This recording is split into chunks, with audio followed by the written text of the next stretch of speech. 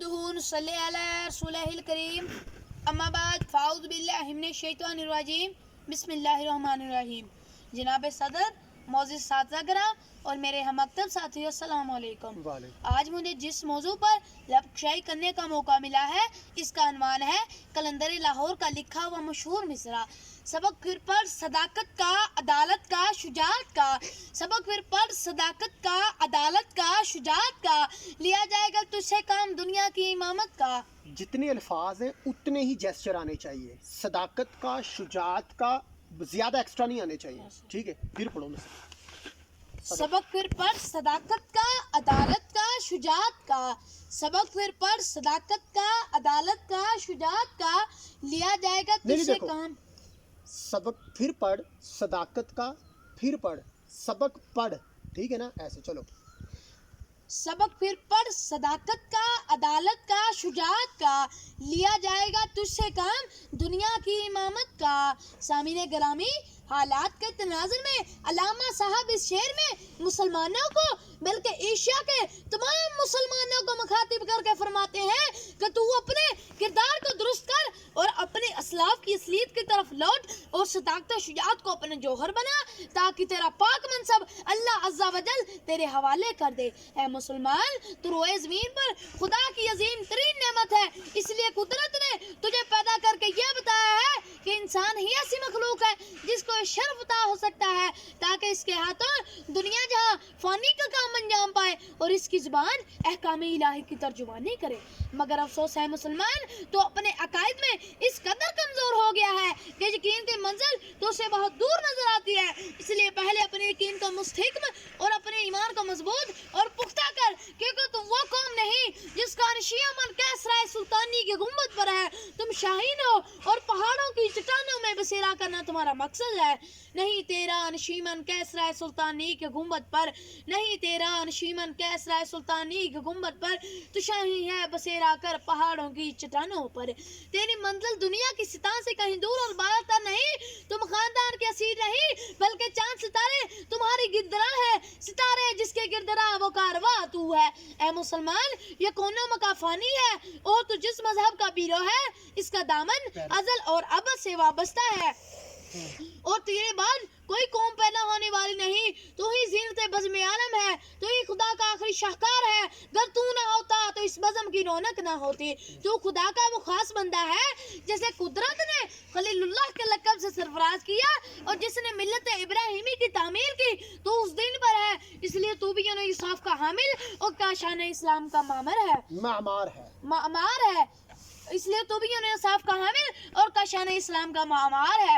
اس لیے قدرت نے تیری فطرت میں ارتقاء صلاحیتیں رکھ دی اور تو اس کا ضامن ہے. اس لیے دنیا میں قدرت کے راز سربستہ کے جوہر اخذ کر کے اپنی زندگی کامیاب بنا. اور اس دنیا میں تیری عظمت ایسی ہے کہ پورے عالم میں بلکہ پوری دنیا میں تیرا وجود اپنی اہمیت رکھتا ہے. بلکہ پوری دنیا میں تیرا وجود اپنی اہمیت رکھتا ہے. اس لیے ہمارے پیارے نبی حضور صاحب دولار فخر موجودات دانا سبل مولا کل ختم رسول شمس الدہا بدر التجا نور الدہا صدر الاولا خیر الورا حضرت محمد مصطفیٰ نے ارشاد فرمایا صلی اللہ علیہ وسلم نے ارشاد فرمایا کہ اے مسلمان، میں صرف تمہاری اور صرف تمہاری وجہ سے کل میں قیامت کے دن دوسری امتوں پر فخر کروں گا. اے مسلمان، تمہارا ماضی روشن رہا اور یہ بات بالکل واضح ہے کہ پورے عالم میں بلکہ پوری دنیا میں اگر کوئی قوم رہبری کر سکتی ہے تو مسلمان ہے. مسلمان نے اپنے اقتدار کے دور میں جتنے ملکوں کا سر بلند کیا اور جو آثار چھوڑے ہیں ان کا تذکرہ رہتی دنیا تک ہر قوم کی زبان پڑتی رہے گی. اور ان کے علمی خزانے آج بھی صاحبان علم کی رہبری کرتے ہیں اور ان کی ایجادات کا لوہا آج بھی جوروں والے مانتے ہیں. مگر افسوس ہے مسلمان، تو نے اپنی فطرت کو چھوڑ دیا اور دنیا کی غلط کاریوں میں مبتلا ہو گیا اور شاید تو بھول گیا کہ دنیا کی امامت اور رہبری کا کام تجھ سے ہی لیا جائے گا. اے مسلمان، تو دوسروں کے لیے باعث رحمت ہے، اس لیے بیدار رہو اور ایک بار پھر سے پوری دنیا کو اپنی صلاحیتوں سے روشناس کروا اور پوری دنیا کو اپنی صلاحیتوں سے روشناس کروا. ٹھیک ہے آگے.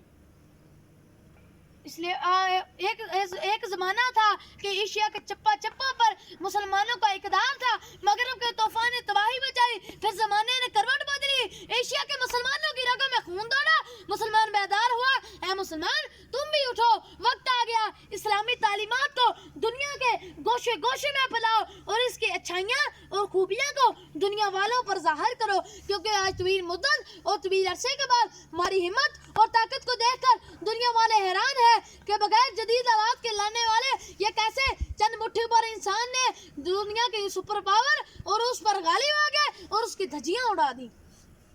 ہم توقع کرتے ہیں کہ جب ہم اسلامی کردار میں بند سنور کر ان کے سامنے نکلیں گے اور اسلامی تعلیمات کو ان کے سامنے پیش کریں گے تو انشاءاللہ یہ اچھی طرح سمجھ سکیں گے، اور اگر ان کا یہ گمان رہا کہ ہم خانقاہ اور ہجروں میں بیٹھے رہیں اور یکا یک سلطان صلاح الدین یا محمد بن قاسم بن کر نکلے تو کان کھول کر سن لو، ایسا ہرگز نہیں ہوگا۔